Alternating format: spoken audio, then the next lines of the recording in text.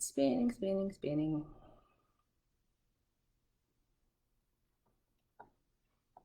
All right, hey guys, if you notice, I'm having to do this one at home today, so I'm gonna hopefully get everything I need to say done before it gets too dark in here. So thank you guys for watching, and let me go ahead and get this started before the sun sets too much. Okay, welcome. To those of you who are new here, this is video number 5 in a series that I'm putting together. What I'm doing is trying to address the most common questions that I get in my practice, mostly using a what, why, and how format. This week I'm talking about our immune system, so let's go ahead and get started. When I was in school, we learned about like your different blood cells, and mainly that your white blood cells' primary job was to fight against bacteria and virus. This, as it was presented to me at the time, was what I always considered to be my immune system. Experience and further research, though, has shown me that although our white blood cells are super important to keeping us healthy, your immune system is actually much larger than that. So most of your body actually plays a role in your body's defenses. Your skin, your nails, body hair, the insides of your nose, your mouth, all of these are part of what we refer to when we talk about, your body's immunity. And one of the most exciting things that have been recently discovered and talked about extensively in the news is your microbiome. For those of you who don't know what that is, I'm going to give a very, very brief and simple description, but I do encourage you to go and do your own research. It's truly fascinating. Basically, the average human body has, on average, anywhere between 2 and 4 pounds of microscopic, like itty-bitty, microscopic material within our bodies, including bacteria and viruses. And it'll start mainly, to go from your mouth all the way through the end of your digestive system. But if you take into consideration all the microscopic organisms that live on our skin and our nails, like outside of our body, it can actually, in some people, be up to almost like 5 pounds. And it's also been shown that each individual's microbiome is unique and it changes according to your life experiences. So kind of going back to that bio-individuality I've talked about before, each person's microbiome is actually a reflection of that. And some of the most recent research has connected the health of your microbiome not only as vital to your immune health, but it also has a direct connection to your emotional and mental health, including for things like depression and anxiety, as well as the health of specific organ systems. There are foods and supplements, probiotics, fermented foods, things like that, that will support your microbiome naturally. You can incorporate into your diet. One of the biggest factors in that, of course, is the fiber that you get from raw fruits and vegetables. So I don't want to go, I could do an entire hour just talking about that aspect, but I don't want to get too deep into that today. So we're just going to say the fact that it exists and it changes based on your life experiences, and it even fluctuate during the day. So it's a very, very fascinating subject. And but all that being considered, considering how big and how fundamental your immune system is and that it exists everywhere, I find that when I'm making decisions about my health, to stop thinking in terms of, I don't have an immune system, I am an immune system. Your body is an immune system. Every part of our body functions, supports immunity in some way, shape, or form. And so in putting that into that context, I find it easier to make decisions, especially if cold and flu season, or right now with COVID and everything going on, when you're making decisions about food and exercise, stress management, sleep, all of those different things, if you understand that all of those are an integral part of your immune system, it just makes decision making a little bit easier. And moving away from that idea that it's just specific cells or specific vitamins or minerals, and understanding the broader picture of what your immune system is and how it functions and how it works going forward will make decisions going a whole lot faster. But of course, since COVID started in 2020, I have gotten tons of questions about different ways to boost your immune system. So I just want to clarify, my philosophy works in such a way that I don't actually like to say we're going to boost your immune system, especially for people who have a pretty decent diet and overall are otherwise mostly healthy. The reason for this is because of the prevalence of so many different autoimmune conditions, including allergies, Hashimoto's, lupus.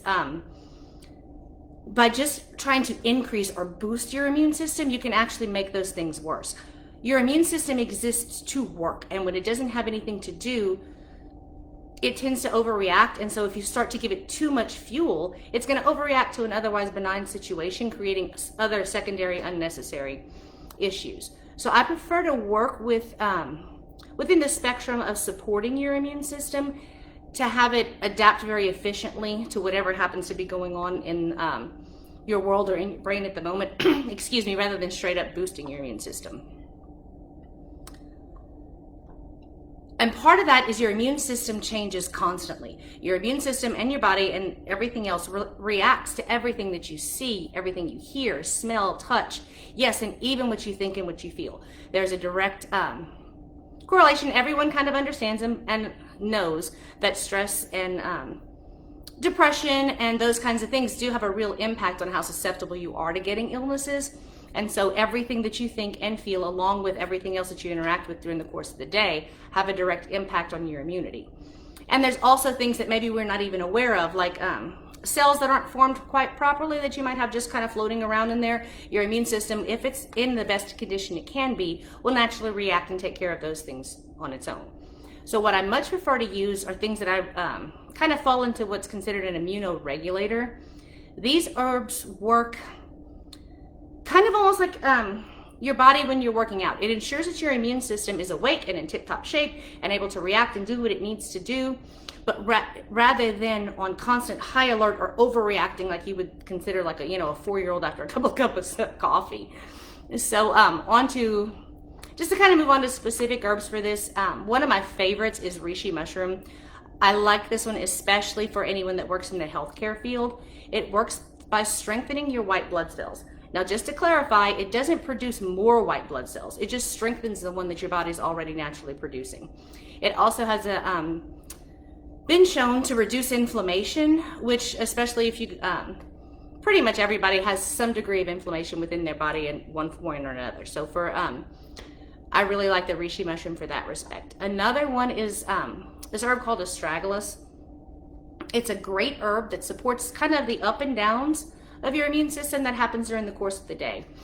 I like it best when it's taken in teas as opposed to like a tincture or a capsule, because as it goes into your mouth and down your throat, it just kind of wakes everything up. It sort of like checks in and says, hey guys, everybody's awake, y'all doing okay? Perfect, have a good day and move out. So it kind of needs to go through your entire digestive system to do its job the best way that it can. Taken over time, this herb actually teaches your body to just be a little bit more aware of what's going on. So that way, if there is some kind of threat, your body can react faster than it would have otherwise. Kind of like stopping a situation before it gets out of hand. This function or this teaching effect is why it's very widely used in traditional Chinese medicine for like anti or preventative measures in terms of cancer as well.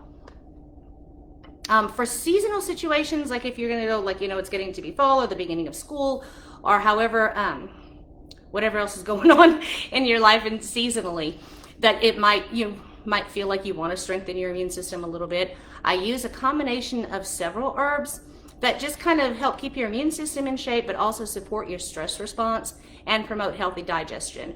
I have it in a tea and a tincture, and those contain it's a combination of different things, but mainly it's Astragalus lemon balm for your brain.